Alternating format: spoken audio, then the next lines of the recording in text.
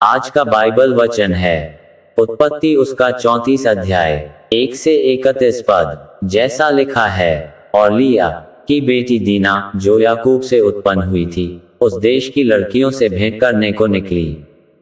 तब उस देश के प्रधान हित्ती हमोर के पुत्र शकेम ने उसे देखा और उसे ले जाकर उसके साथ कुकर्म करके उसको भ्रष्ट कर डाला। तब उसका मन याकूब की बेटी दीना से लग गया और उसने उस कन्या से प्रेम की बातें की और उससे प्रेम करने लगा। और शकेम ने अपने पिता हमोर से कहा, मुझे इस लड़की को मेरी पत्नी होने के लिए दिला दे। और याकूब ने सुना कि शकेम ने मेरी बेटी दीना को अशुद्ध कर डाला है, पर उसके पुत्र उस समय पशुओं के संग मैदान में थे, सो वह उनके आने तक चुप रहा। और शकेम का पिता हमोर निकलकर याकूब से बातचीत करने के लिए उसके पास गया।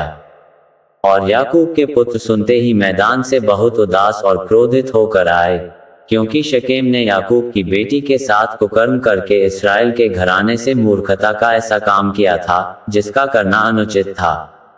हमोर ने उन सब से कहा, मेरे पुत्र शकेम का मन तुम्हारी बेटी पर बहुत लगा है, सो उसे उसकी पत्नी होने के लिए उसको दे दो और हमारे साथ ब्याह किया करो, अपनी बेटियां हमको दिया करो और हमारी बेटियों को आप लिया करो और हमारे संग बसे रहो। और ये देश तुम्हारे सामने पड़ा है, इसमें रहकर लेन देन करो और इसकी भूमि को अपने लिए ले लो।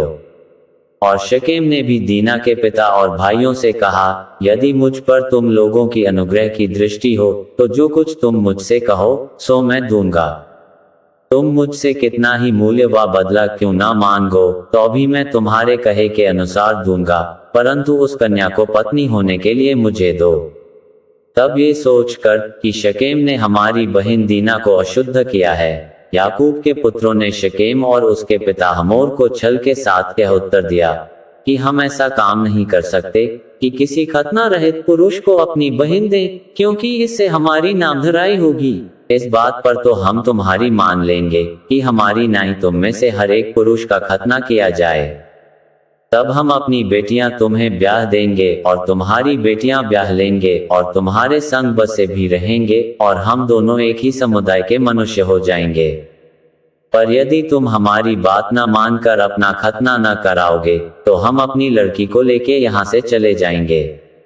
उनकी इस बात पर हमोर और उसका पुत्र शकेम प्रसन्न हुए, और वह जवान जो याकूब की बेटी को बहुत चाहता था, इस काम को करने में उसने विलंब न किया। वह तो अपने पिता के सारे घराने में अधिक प्रतिष्ठित था। सो हमोर और उसका पुत्र शकेम अपने नगर के फाटक के निकट जाकर नगरवासियों को यों समझाने लगे कि वे मनुष्य तो हमारे संग मेल से रहना चाहते हैं, सो उन्हें इस देश में रह के लेन देन करने दो। देखो, ये देश उनके लिए भी बहुत है, फिर हम लोग उनकी बेटियों को ब्याह लें और अपनी बेटियों को उन्हें दिया करें। वे लोग केवल इस बात पर हमारे संग रहने और एक ही समुदाय के मनुष्य हो जाने को प्रसन्न हैं कि उनकी नाई हमारे सब पुरुषों का भी खतना किया जाए। क्या उनकी भेड़ बकरियां और गाय बैल वरन उनके सारे पशु और धन संपत्ति हमारी न हो जाएगी। इतना ही करें कि हम लोग उनकी बात मान लें तो वे हमारे संग रहेंगे।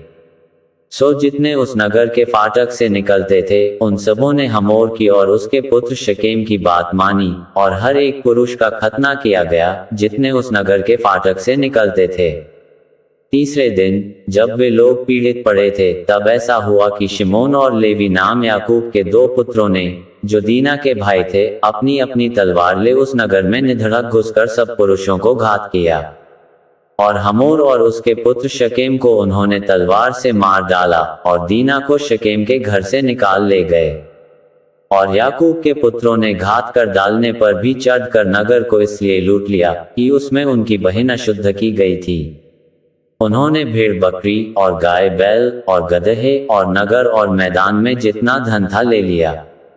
उस सब को और उनके बाल बच्चों और स्त्रियों को भी हर ले गए, वरन घर घर में जो कुछ था उसको भी उन्होंने लूट लिया।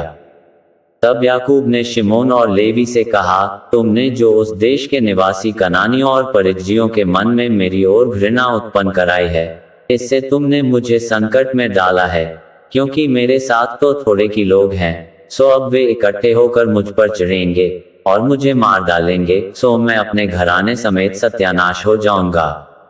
उन्होंने कहा, क्या वह हमारी बहन के साथ वेश्या की नाई बर्ताव करे।